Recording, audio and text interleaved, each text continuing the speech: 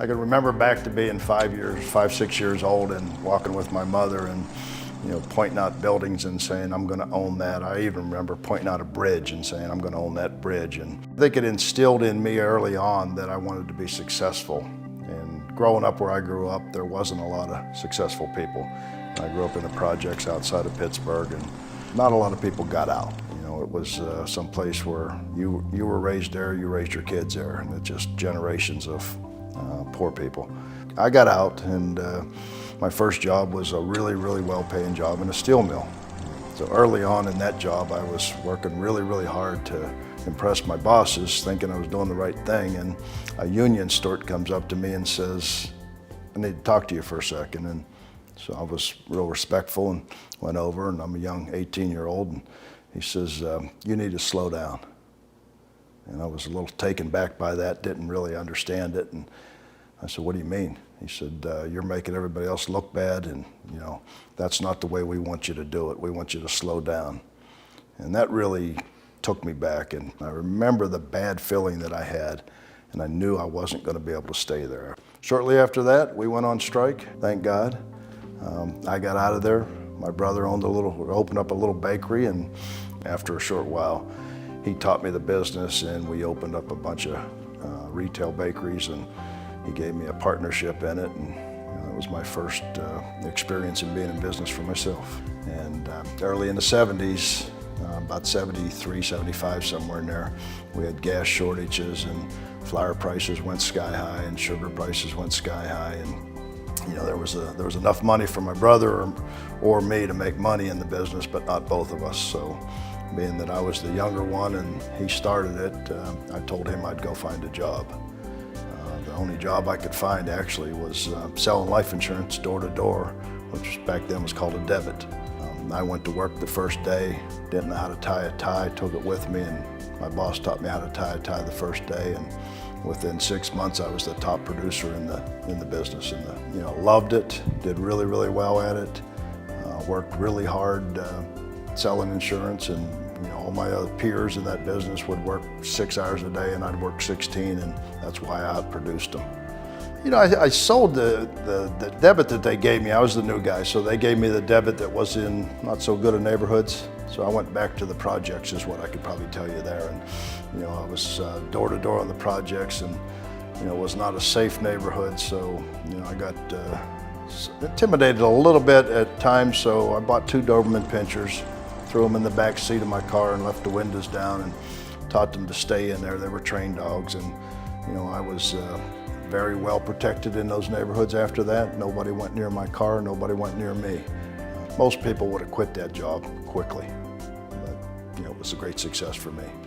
What was interesting, I was doing really well selling the debit, and they kept trying to promote me.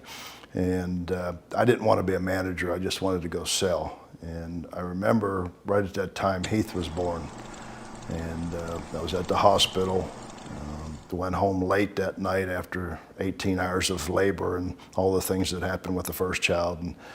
And I slept a few hours, went in the office the next morning and told my boss that I had a couple collections that he needed to go make for me. And he said, no, I'm not doing your job, you need to do your own job. And I said, what?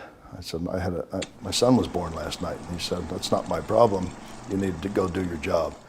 So I said, it's now your job. I threw my book at him and quit. That was a trying moment, but probably a good thing that happened, because I went in started selling insurance. Straight ordinary is what it was called back then, and it wasn't door to door. I just got to sell instead of collect, and I was much more successful at it.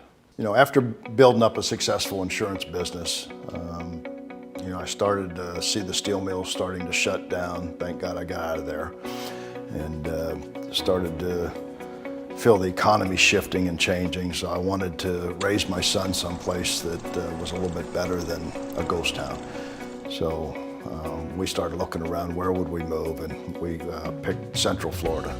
Started to grow a little insurance business, and did that for about 6 months when all the insurance companies decided to pull out of Florida because of some conflict they had with the Department of Insurance. And so we had to turn around at that point, sold our agency to a larger agency not too far from where we were located, and we thought that was great, that we would just go sell insurance and he would have all the headaches and the backroom stuff. And so my wife went and ran one office, I ran the other office, and very successful, did very well.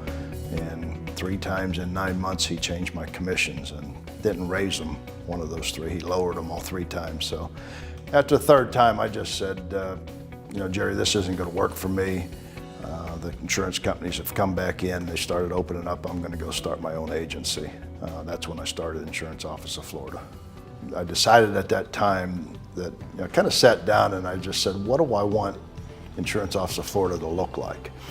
And I really just felt like I could build something different. So I structured a commission that was higher than anybody else in the business. I structured an opportunity for my producers to come in and own a piece of the business, and gave them an opportunity to be part of the leadership and management of the agency. And we have people in there that have great retirement dollars set aside and ownership in the company, and they turn the lights off, they shut their computers down, they're owners. They act like owners. That's what makes IOA different. We're still early in this, and the second generation's taken over, and it's going to bless people even much greater than I did, but there's going to be a lot of millionaires built out of IOA, and those are the staff that support our customers and take care of us. The thing I'm most proud of is my son. He's stepped into my shoes and has done an unbelievable job of taking over IOA and making it way better than I ever could have made it. And, you know, the future of IOA is in great hands. He's the CEO of the company, has been for the last 5 years. Yeah, I have had a wonderful life. I enjoyed every minute of everything I've ever done, even the bad things. You know, I tell people all the time that I've learned more from the bad than from the good. And don't fret the bad. I want to be the best grandfather that there ever was. That's what I want to do the rest of my life.